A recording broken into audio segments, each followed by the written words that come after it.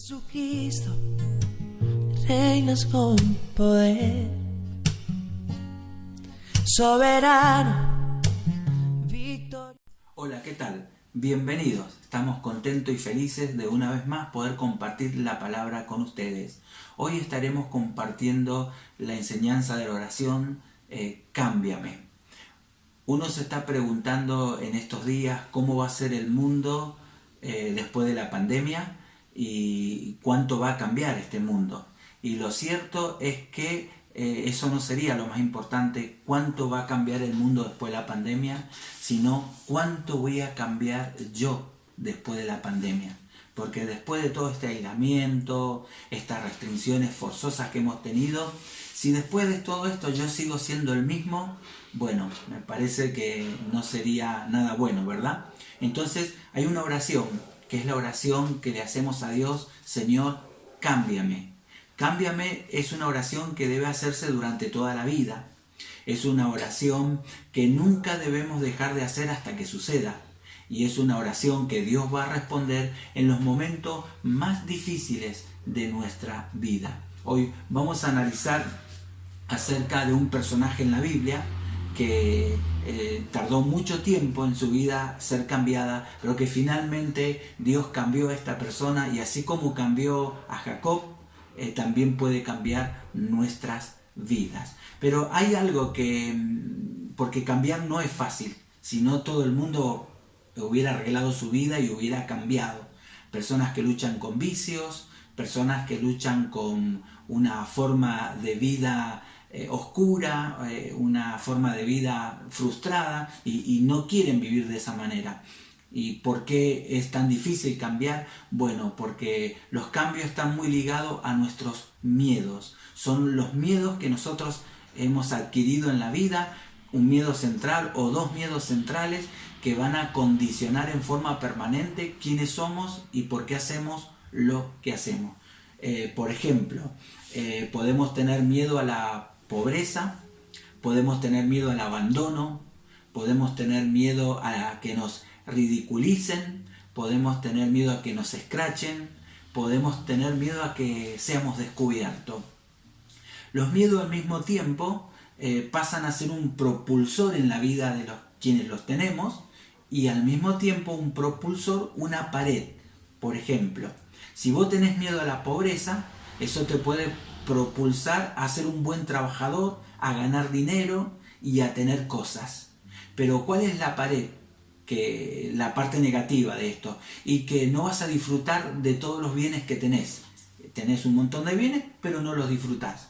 Hay otras personas que, bueno, han tenido miedo a la aceptación, es decir, le ha costado, sienten miedo que no los acepten, por lo tanto se han vuelto una persona muy sociable, muy amigable con todos, tratan de quedar bien con todo el mundo.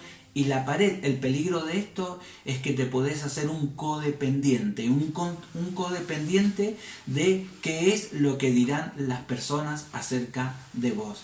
Así que bueno, vamos a ver entonces, como dije, la historia de Jacob.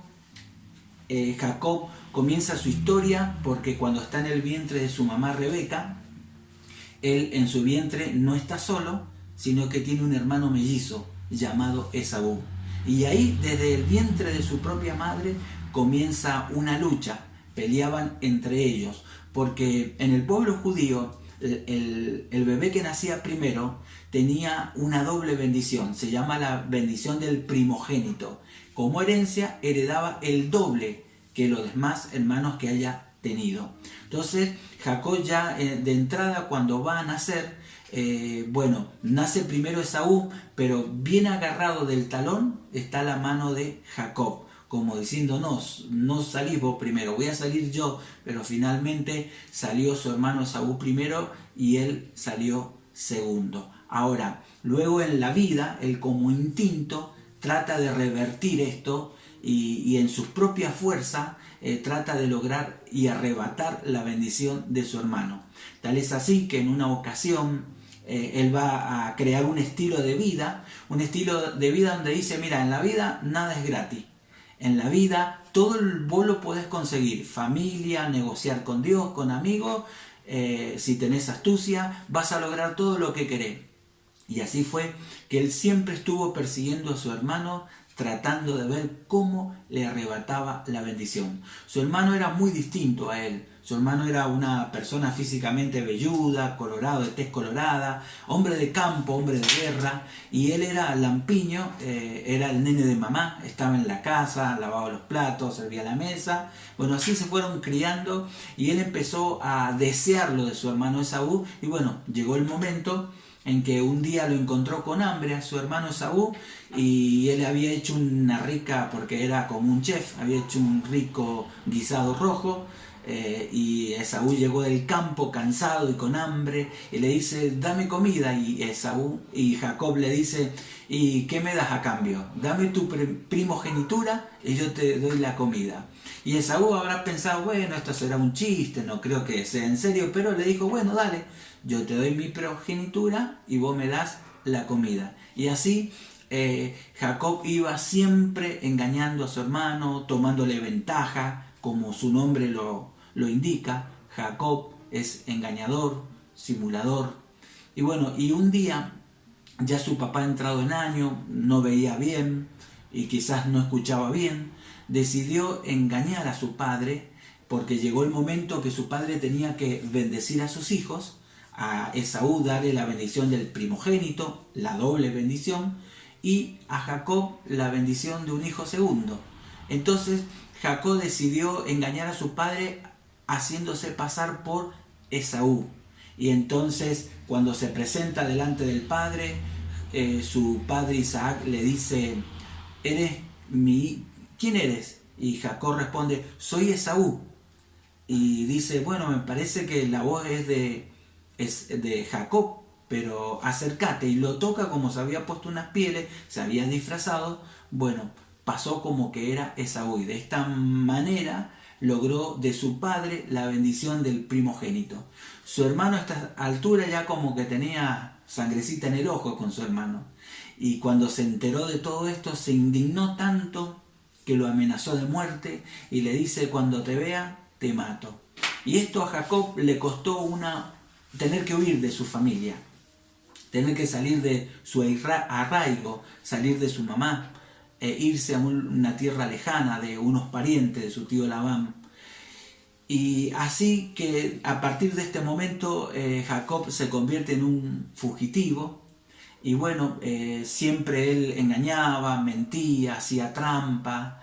Y bueno, cayó en la casa de Labán, se enamoró de una de las hijas de Labán, y de Raquel, y la amó muchísimo. Y bueno, su tío Labán le dice: mira, vas a tener que trabajar por ella 7 años y después te la doy. Y estas cosas de la vida, ¿verdad? Lo que uno hace como trampa, otro también viene y te lo hace a vos como trampa. Él había engañado muchas veces a su hermano, le había tomado ventaja. Ahora su suegro, en vez de darle a la esposa por cual él había luchado tanto, había trabajado tantos años, le va a cambiar la esposa y le va a dar a Lea. Lea era la primogénita y se la da. Entonces él se encuentra estafado y engañado. El que engañaba y estafaba ahora es estafado y engañado. Dice: ¿cómo? No puede ser, se va a quejar. Y su suegro le dice: sí, mira, lo que pasa que acá no se da la segunda hija por casamiento en primer lugar, sino la primera. Así que si me trabajás 7 años más, te doy te doy a la que vos amás.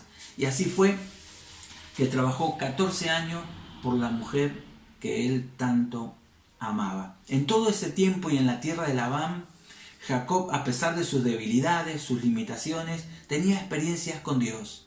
Y Dios le hablaba a su corazón y él se iba acercando y relacionando más con Dios. Hasta que un día, porque el miedo que tenía Jacob en su vida era su hermano.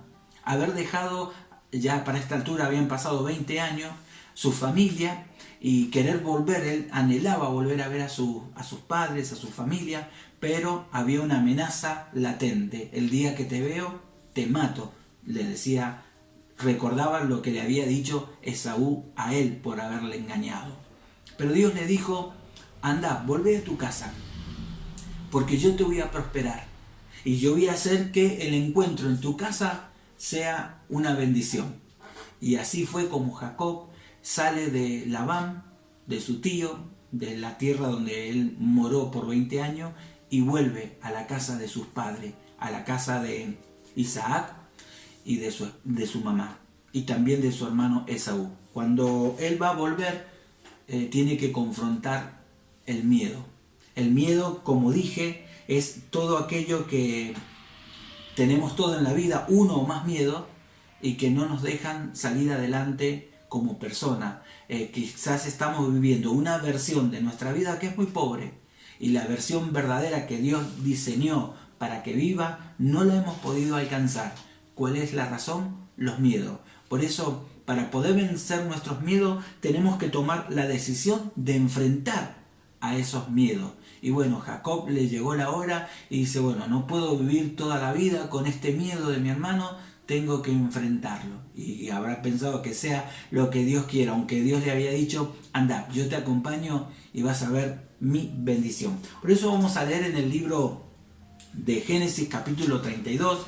En este capítulo que he mencionado está la oración que hace Jacob con Dios para poder tener la bendición y regresar a su casa.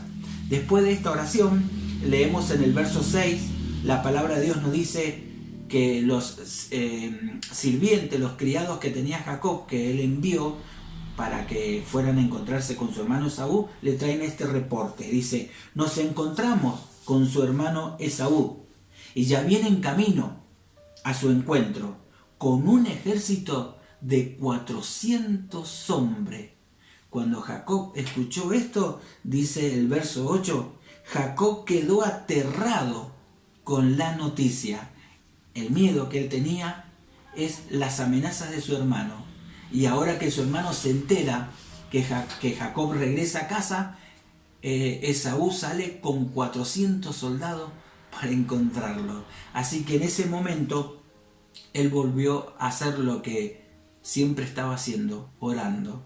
Orando para enfrentar sus miedos, orando para dejar atrás su pasado, orando para convertirse en una persona nueva, en una persona cambiada por Dios. Y por eso leemos en el verso 24 lo siguiente.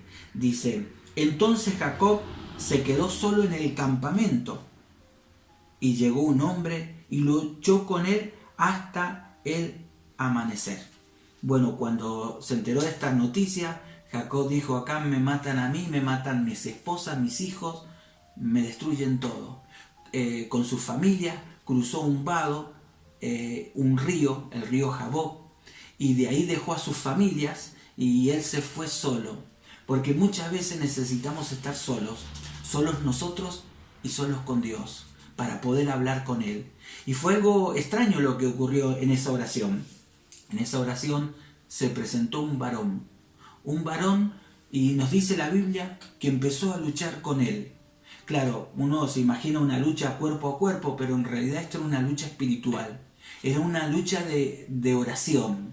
Y él estaba luchando durante toda la noche con este hombre. Y bueno, entonces la mayor lucha que nosotros vamos a tener en la vida no es contra tu problema económico, no es con ese fracaso de tu matrimonio, no es con una relación rota, no es con un complejo de inferioridad. La mayor lucha la vas a tener y la voy a tener con Dios mismo. Tenemos que encontrarnos con Dios y esto verdaderamente es una lucha entre Dios y mi vida, entre Dios y tu vida, y el objetivo de esta lucha es quién va a estar en control.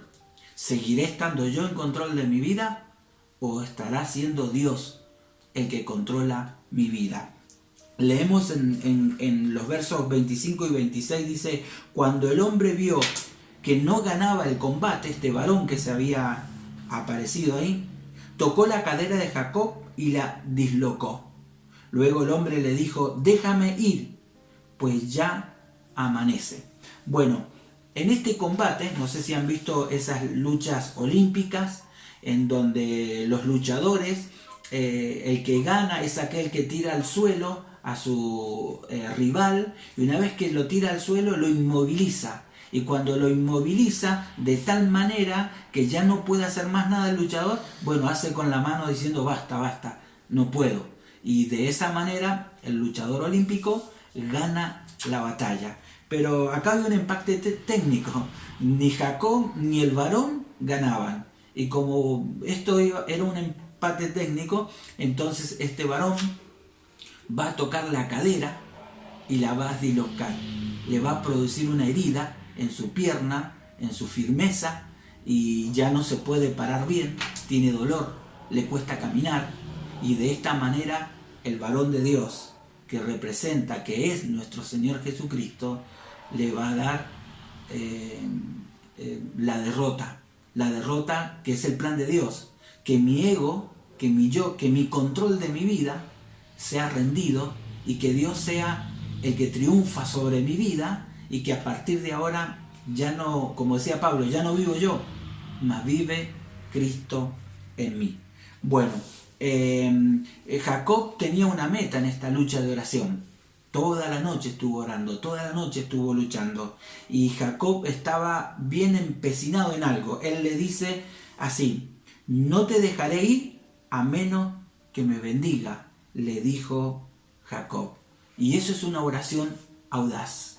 Una oración donde uno dice: Dios, no voy a dejar de orar, no voy a dejar de clamar, no voy a dejar de buscar tu rostro hasta que mi vida sea bendecida, hasta que mi vida sea transformada y sea cambiada por el poder de tu gracia. Tenemos que orar con audacia para que nuestra vida cambie, porque no es una oración fácil.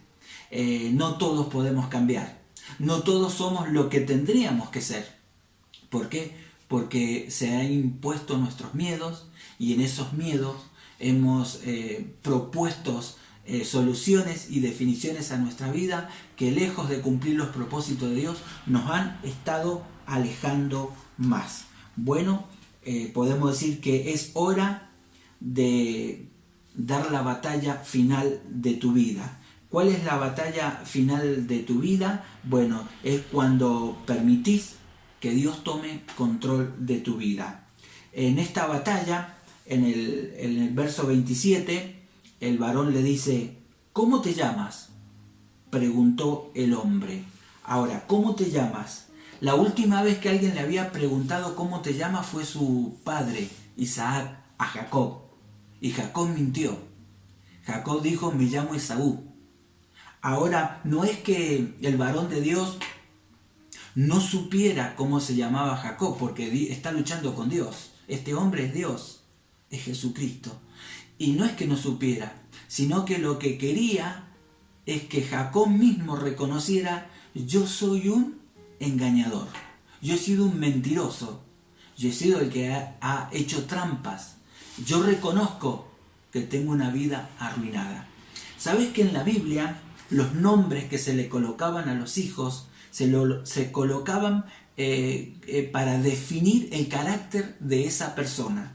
Por ejemplo, Salomón significa hijo de paz. El carácter de Salomón fue pacífico, no fue un hombre de guerra o violento. Vemos que Jesús se llamó Jesús porque significa Salvador, y su rol, su misión de vida fue salvar. Cada nombre hebreo tiene un significado del carácter de quien lo lleva.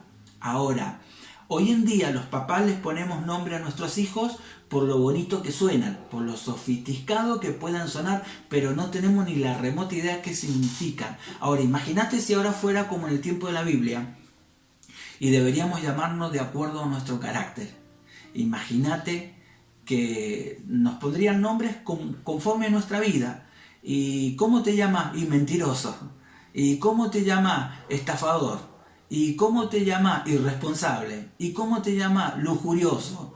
Qué terrible sería, ¿verdad? Pero en el tiempo de la Biblia era así. Jacob significaba engañador. Y ahí viene engañador. Tened cuidado, porque y es engañador. Bueno, con todo este personaje, Dios tenía un propósito y Dios lo amaba y Dios lo quería cambiar. Y él también anhelaba en su corazón estos cambios. Por eso cuando el varón de Dios le pregunta: ¿cómo te llamas? Y tristemente Jacob, que quiere decir engañador. Ahora vemos la bendición.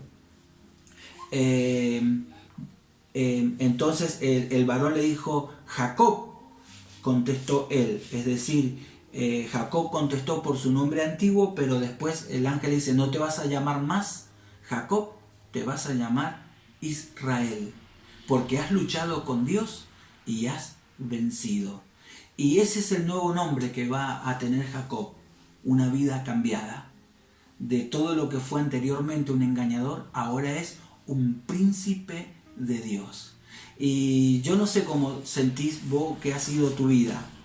Como dije, quizás sentís que tu vida ha sido un fracaso. Pero ¿sabes una cosa? Nunca es tarde para levantarte de tus fracasos y cambiar. Y luchar por el plan de Dios para nuestra vida. Porque Dios es un Dios de gracia y de misericordia, y también quiere que seas un príncipe de Dios. El diablo a lo mejor te llenó la cabeza diciendo, sos un inútil, un fracasado, siempre lo echaste todo a perder, tu vida no vale nada, pero eso son mentiras. Porque en la Biblia Dios dice que somos el Israel de Dios. Somos los príncipes, las princesas del Dios del cielo. Y ese es el plan maravilloso que Dios tiene para con cada uno de nosotros. Tenemos que hacer esta oración de decir, Dios, cámbiame. Y para que esto suceda, necesitamos vencer nuestros miedos. Y necesitamos confiar en la gracia y el poder de Dios. Ahora, ¿cuáles son las bendiciones de haber orado una oración audaz para que Dios nos cambie? Bueno, como en el caso de Jacob, va a ocurrir también en nuestras vidas. En primer lugar, hay 5 cosas que mencionamos acerca de la bendición grandiosa que Dios nos da al cambiarnos. En primer lugar, Dios te da una nueva identidad. ¿Escuchaste? Una nueva identidad. No importa el pasado, ni los fracasos, ni la mala vida que has llevado. Lo cierto es que ahora, con esta nueva identidad, sos un príncipe de Dios, una princesa de Dios, un hijo del Dios viviente. Dice Génesis 32:28. Tu nombre ya no será Jacob, le dijo el hombre. De ahora en adelante serás llamado Israel, porque has luchado con Dios y con los hombres y has vencido. Dios, cámbiame. Y cuando Dios te cambia, te da una nueva identidad. Segundo, entonces permitimos que cuando nos da una nueva identidad, que Dios nos bendice, ¿sí? Nos dice el verso 29. Por favor, dime cuál es tu nombre, le dijo Jacob. ¿Por qué quieres saber mi nombre?, respondió el hombre. Entonces bendijo a Jacob allí. No era tan relevante que Jacob supiera el nombre del varón que luchó con él. Pero sí le dijo, te doy mi bendición. Y a partir de aquel momento la bendición de Dios sobre Jacob lo hizo verdaderamente un príncipe de Dios. Fue la persona que iba a poner los cimientos del pueblo de Israel. Iba a tener 12 hijos y cada uno de estos hijos iba a representar una de las tribus del pueblo de Dios. En tercer lugar, Dios le dejó un recordatorio. Es el recordatorio de la gracia de Dios. ¿Qué una cicatriz le dejó? Le tocó el muslo. Cada día que se levantaba le dolía la cadera. Cuando caminaba a lo mejor le decía, mirá, ahí viene el rengo, porque rengueaba. Tenía una marca. Había tenido un encuentro con Dios y era algo inolvidable. Cada mañana se levantaba y la firmeza de sus pies, de sus piernas, no era la misma. Y eso le recordaba, esto me sucedió por haber luchado con Dios y por haber logrado la bendición de Dios sobre mi vida. Dios dejará una marca en tu vida y tú vas a recordar ese día cuando Dios te cambió y te transformó como el día más glorioso de tu vida. Bueno, dice el verso 31, el sol salía cuando Jacob dejó Peniel y se fue cojeando debido a su cadera dislocada. Esto una marca de por vida. Por el resto de su vida, él caminó cojeando, rengueando. ¿Por qué? Por su encuentro con Dios. De la misma manera, Jesús, que entregó su vida en la cruz, que fue inmolado, golpeado, maltratado, pero Él resucitó. Y resucitó en un cuerpo de gloria. Sin embargo, le miraban las manos y tenía los agujeros. Tenía la lanza marcada en el costado. Es decir, a Jesús, que volvió de la gloria al resucitar y estaba en gloria, tenía marcas. La marca de un amor tan grande por las personas que quedaron por toda la eternidad. Sí, la bendición de Dios deja marca, deja huellas. En cuarto lugar, la bendición de las cosas grandiosas que Dios nos da es que Dios libra nuestras batallas. Jacob, cuando se enteró que su hermano venía con 400 hombres, dijo: aquí estoy liquidado. Pero esa batalla no la tenía que pelear él. Esa batalla la peleó Dios por él. Vamos a ver lo que sucedió. En Génesis 33, versos 3 y 4. Entonces Jacob se adelantó a todos ellos. Cuando se aproximó a su hermano, se inclinó hasta el suelo 7 veces delante de él. Entonces Esaú corrió a su encuentro y lo abrazó, puso los brazos alrededor de su cuello y lo besó, y ambos lloraron.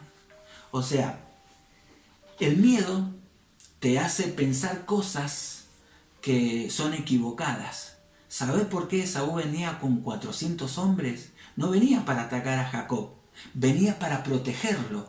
Desplazó un montón de soldados para decir: yo lo voy a hacer llegar bien a nuestra casa y le mando soldados para que lo cuiden. ¿Y qué pensó Jacob? Que para qué eran los soldados, el ejército que traía, y para matarlo. Y no, el miedo te hace pensar algo que está equivocado. Pensás que es para hacerte daño y no, capaz que era para hacerte un bien, ¿sí? Como le pasó a Jacob. Y bueno, él se hizo reverencia 7 veces. Y ¿sabés lo que significa 7 veces para un judío? Inclinar el rostro 7 veces. Es como que la persona que está ahí delante tuyo es Dios. Y bueno, él le dice: veo tu rostro como el rostro de un ángel. Y realmente su hermano Esaú se bajó rápido, lo abrazó y lloró y lo recibió con mucho cariño y mucho amor. El gran miedo de su vida era ese día que le viera nuevamente la cara a su hermano Esaú, quien le había prometido: la próxima vez que te veo te mato. Sin embargo, Esaú supo perdonar el agravio, la ofensa y el engaño de su hermano, y se olvidó de sus amenazas, y lo abrazó y lo bendijo. Toda esta batalla la peleó Dios. Dios preparó el corazón de Esaú y preparó la vida de Jacob para que dejara de ser un tramposo, un engañador, y se convirtiera en un príncipe de Dios. Bueno, y por último, le dio una herencia a Jacob. La bendición hizo que quedara una herencia. Recuerden que tenía 12 hijos y uno de sus penúltimos hijos se llamaba José. ¿Te acordás de José? José fue el gobernador de Egipto.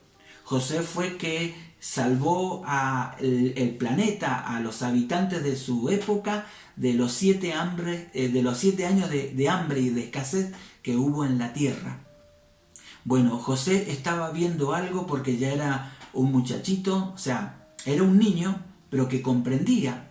Y él pudo ver, porque Jacob, su padre, le contaba la historia de su vida, y le había contado el problema que tenía con su hermano Esaú, y cómo su hermano Esaú lo amenazó de muerte, que por eso ellos vivían muy lejos de la tierra de donde deberían vivir, en Canaán.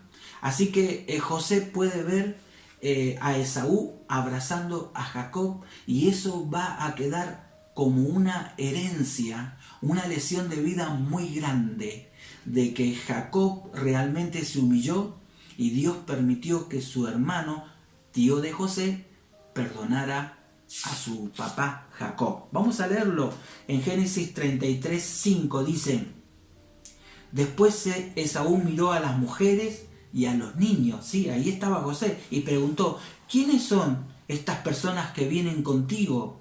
Son los hijos, respondió Jacob, que Dios en su misericordia me ha dado a mí, tu siervo, contestó Jacob. Entre los niños, José. ¿Y qué fue lo que vio? Bueno, vio el perdón de su tío hacia su papá. Eso José, cuando fue adulto, también fue traicionado por sus hermanos, maltratado y vendido a Egipto, y él recordó, tenía grabadas escenas de perdón.